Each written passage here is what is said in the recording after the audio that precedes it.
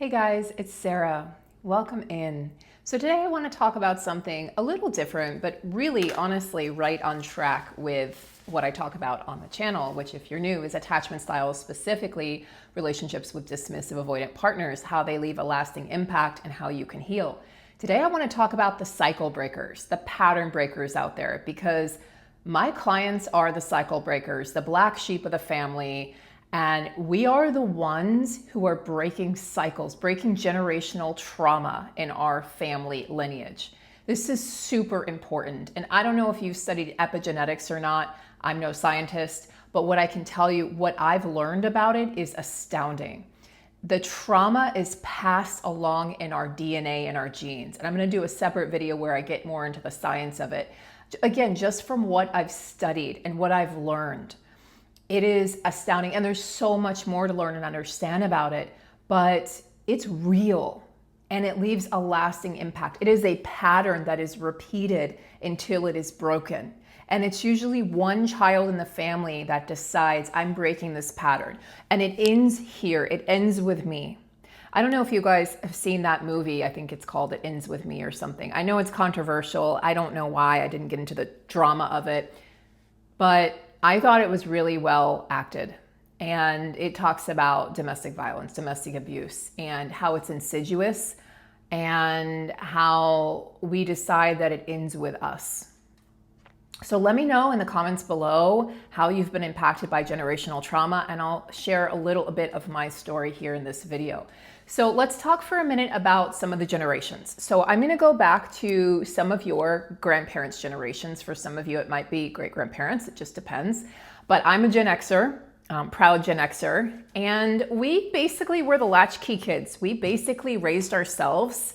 And now most of us are in therapy. Surprise, surprise. But let's dial back the clock and look at our grandparents and our parents' generations and why Gen Xers are now in therapy, because we are the ones saying, no more, we're not doing this anymore. We're not operating like this.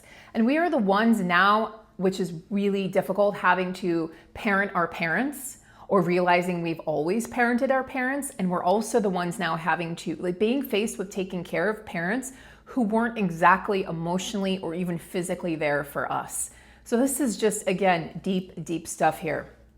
Let's talk about what I've heard called the silent generation, which was the Great Depression kids. And they grew up during war, they grew up during depression, and it absolutely impacted them. So this is the generation that was born between 1928 and 1945. So again, for me, this was my grandparents' generation. And so they grew up, again, during war and depression. And to them, survival meant no therapy. Therapy was for crazy people. Literally, they thought people were crazy. They just didn't deal with death or loss. It just wasn't talked about. It was pushed under the rug and never to be spoken about again. So there was a repression of emotions, this sort of emotional constipation that was just present throughout the family. They didn't talk about their feelings, and they pushed things down and just kept their head down and kept going. That's how they learned to adapt and survive. This then got passed on to the boomer generation, which is 1946 to 1964. And for me, this was my parents' generation. And for a lot of you, it'll be your parents' generation. For some of you, it might be grandparents. So no healing. Again, no therapy, no healing. There's less of a stigma in this generation that you're crazy if you go to therapy, more like, I just don't need it. Like, I don't need it, I'm fine. But instead of healing, we got control, we got perfectionism, denial with a smile, sort of like, we're just going to, again, push everything, like sweep it under the rug and not talk about it. So for a lot of you guys, Gen Xers, you grew up like one of two ways. We were all pretty much latchkey kids taking care of ourselves. Literally, like, look at the memes, it's accurate. Drinking out of water hoses. Somebody's mom would call dinner time and we'd all come home in the summertime running home. We didn't have cell phones. There was no GPS tracker on us. We were just off doing our own thing, trying not to get abducted, honestly. And drinking, getting water from somebody's fridge or a hose somewhere, and digging dirt, playing in trees, like really innocent things, honestly. But we were on our own for the most part. So The boomers also believed that children should be seen, not heard. So there's sort of like this thing like good girls cross their legs and good boys don't cry. Don't question, don't question authority, don't question your parents, don't question adults. And the thing about that is it's actually really dangerous to, let's say like an instance where a boomer parent would say, hug your aunt or hug your grandfather. Well, what the parent might not have known is that there might have been some abuse or neglect or something going on with that parent or caretaker or aunt or uncle or grandma or grandpa or babysitter. And so, no, children shouldn't be forced, in my opinion, to hug anybody. If they feel uncomfortable and they're using their intuitive spidey senses, there's probably a reason for that. So it's really interesting. It was all about image for the boomers and less about really who you are. So I don't really think the boomers really know themselves. And I look at that, my parents are still alive. They're almost 80. And I look at how sad that is. And the other thing I want to talk about with the boomers, I'm going to talk about this in a minute, is addiction, hidden addictions, massive insecurities, massive shame that's been passed down from their parents because, again, nothing was talked about. Let me just share a little tidbit from my family lineage. So both my parents experienced trauma of different forms.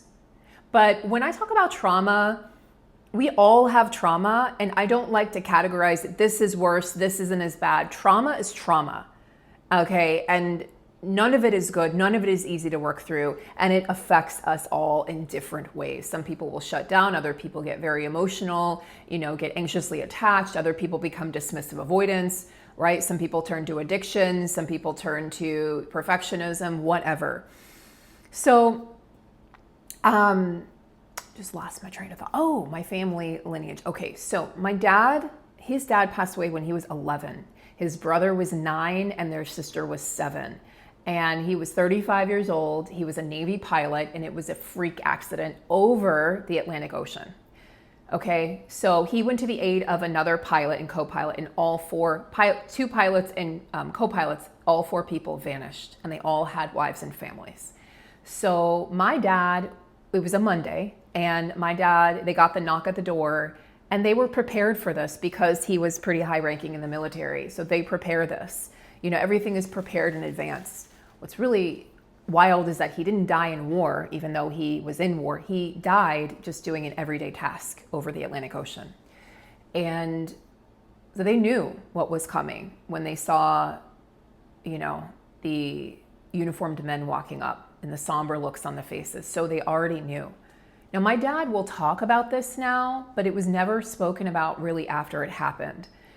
So they just sort of went about their life. They stayed at that house for a year, and then they moved down to Florida, which is where I was born. And it was sort of like just following protocol, but there was no therapy. There was no, how are you doing? My dad said they didn't even really talk about him. And I think how sad for my grandmother, who was widowed at 31 with the love of her life. You could ask her, it was the love of her life. And how sad for all 3 children. And then how sad for the children of those children, right? Myself and my brothers, my cousins, and then how sad for the grandchildren, etc., unless somebody decides to break the cycle. So that's just on my dad's side. On my mom's side, her dad was an alcoholic who lost his life to cirrhosis of the liver. He never was able to get sober. What's really interesting about this is both of my parents drink daily.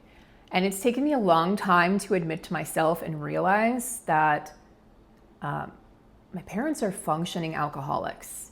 But I look at it a little differently with my dad. I think they drink for different reasons. My mom's is definitely, I think it's both to suppress pain and to suppress traumas. But my mom's in total denial of it.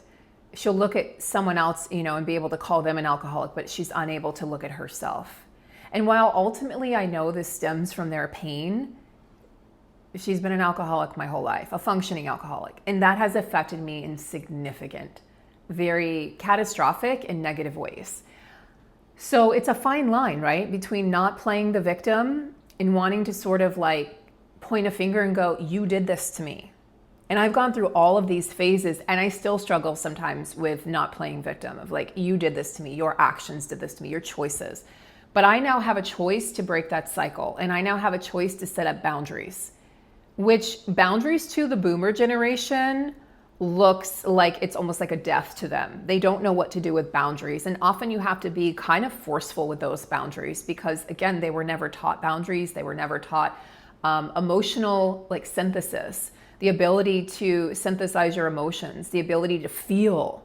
Everything is just pushed down in some way or another. So there's hidden addictions with boomers, there's unhealed traumas, and generational shame. Men tend to carry shame differently than women. This is what drives a lot of men to take their own lives. Women tend to carry it differently because historically we've had better social, not social structures, but we've had friends that we can talk to, right? Speaking and talking and communicating for women is like breathing. For men, again, there's a repression of your truth. There's, again, more and more men's groups are coming out to help men heal, which is incredible. And men are really stepping up right now in amazing ways. But it's not easy. It almost goes against your nature and what you've been taught. So here's some of the toxic language you might have heard if you are a Gen Xer. You're too sensitive. We gave you everything. Why are you sad? Why are you lonely? Why are you angry? We gave you everything. Meaning a roof over your head and clothes on your body. But they're not referring to, what they're forgetting about is the emotional damage that's been done. And then refusal to look at themselves and refusal to look at the trauma and the damage that they've inflicted on their children. Because they think, I've done better than my parents, which they have. And every generation will think this, my generation, I've done better than my parents, and so on and so forth. And each generation kind of cleanses the family line a little bit. But really, if you're here and you're watching this video, then I know that you're a pattern breaker. I know you're a cycle breaker. I know that you understand generational trauma, even if you haven't had a name for it. What are we doing? What are generational cycle breakers? Well, we're saying the pain stops with me. The pain stops here. And we're learning to feel our feelings. Sober. It's uncomfortable. There's so much discomfort. We're going to therapy because of what's happened to us in our childhood and then with our parents and so on and so forth. We're healing the family line, literally. We can heal backwards and forwards in time. We're setting boundaries and we're reparenting ourselves. We're giving ourselves the love and affection and attention that we didn't get in our childhood. So if you're like me and you've had parents who maybe on the surface were good parents, but there was emotional neglect, then I know you understand. This is something it's like there's an undercurrent, right? It's not like we're talking about it now, but we haven't talked about it. Gen X is the first generation to really talk about it. That's why we're tough as nails. Again, you look at all those memes of Gen Xers, it's all true. We are tough as nails because we had to be. We parented ourselves. You see, generations beyond Gen X, you guys are a little bit more pampered. I've seen it with my nephews. I've seen it firsthand. You guys are a little softer. I'm going to say it because of how you've been raised. You've been raised differently. Not all, right? I'm not there are going to be definitely some people go, that is not true, right? I'm a millennial and that's not the case for me. But I think overall, Gen X, we had to be, in baby boomers and the silent generation, we had to be tough. Each generation is a little less tough, but we had to be tough. We had to have a backbone because we had to learn how to navigate the world on our own. We have to learn now how to feel our feelings because, again, there's this emotional constipation that's been passed down from generation to generation. It's time to heal our traumas. And for us, I know for me, it got to the point where I couldn't live with myself anymore. I couldn't continue doing the same thing. It was absolute madness. I'm dating the same person. Why am I doing this? I've got to get to the bottom of this because eventually we realize the answers aren't out there, they're in here, right? The answer, and also, even though the cause is kind of out there, we get to decide how we live our lives. We get to decide the impact or imprint that we make. We get to decide to choose differently. We always have choices. That's why you see two siblings who grew up with narcissistic parents, really probably boomers, right? Who didn't know any better, who have unhealed trauma. That's really what that is. It's an overused phrase. one will become very empathic, the other will become narcissistic. And I'm using this because I don't really believe in that word. But you know what I mean? Like one will do just as the parents have done, and the other will be the cycle breaker. And that, or maybe eventually, you know, both will become the cycle breakers. I think there's usually one in the family, but when I look at my brothers, I'm the youngest and I have 2 older brothers. They're both breaking the cycles in their own ways. So I can't take all the credit. My one brother moved away. He's 10 years older. So when I was 9, he went into the military, into the Navy, following my dad's footsteps, my grandfather's footsteps. So he never came back. He never moved back. Started his own life. My other brother has excommunicated from the family. And now I'm starting to see his perspective a lot more clearly in regards to my parents. Although it's very difficult if you have a sibling that's excommunicated that you were once close to. It's a very difficult situation, but I know some of you can relate.